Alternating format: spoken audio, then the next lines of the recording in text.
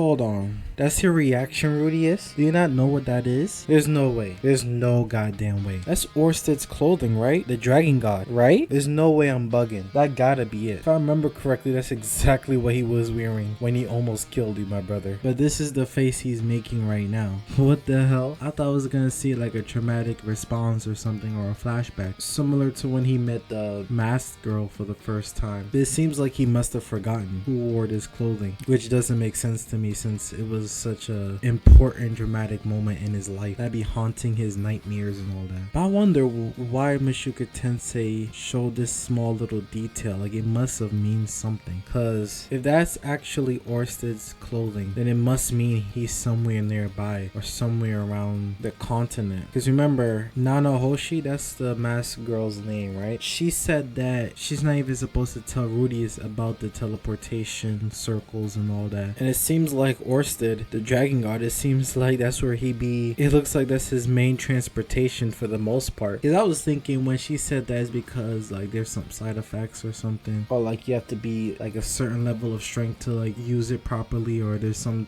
technicality about it. But now they only had to just like hold hands so they could travel together for real. So really Orsted basically said keep it a secret because he just wants to use it for himself, honestly. But the fact that he might be potentially nearby could really lead to some interesting events later on, maybe this season, honestly. I wouldn't be surprised if they ran into him when they try to return back home. And I know Rudeus is not ready to fight him still, so I don't know what he would do when he sees him in the next time, honestly. I mean, he could pull the fact that he's friends with his disciple, basically, with his student. He could pull that card and maybe that would save him. But I still can't believe he didn't have a reaction to seeing that piece of clothing. Like, it's literally a foreshadowing of what's to come.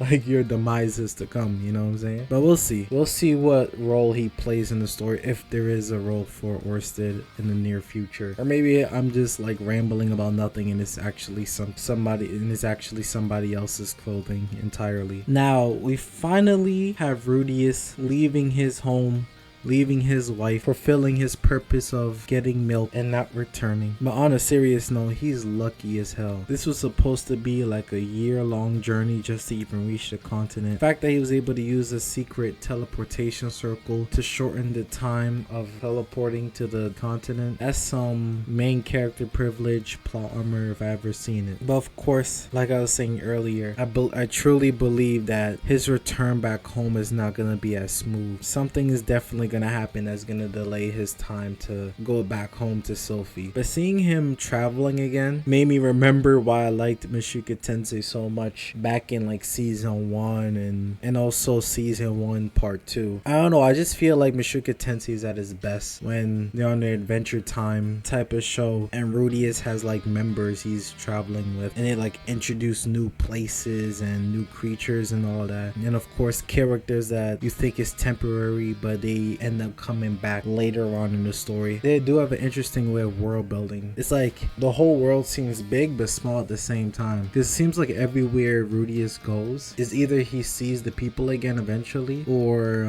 the people he knows runs into other people he just met a while ago, and then like those two groups end up doing something together eventually. So it's like everyone always ends up meeting each other somewhere randomly, you know. But I wonder what they're gonna see when they reach their destination. Like, what are they expecting to happen? I'm assuming Paul is not really harmed at all and he's just having issues finding the mother. And honestly, I think Rudeus is gonna run into the maid first. I have a feeling. And if it's like 12 episodes, hopefully by next episode or so he finds at least one of the members from Paul's party. But I have to remember too, what's his name, the man god or whoever is the one that be telling him what he's gonna regret. Honestly, well, I mean, I guess it's because right now all he could think about is saving his parents. But honestly, I'm surprised he's not thinking more about what I think is the man god and what he said. Because what is he truly gonna regret from going and saving his parents?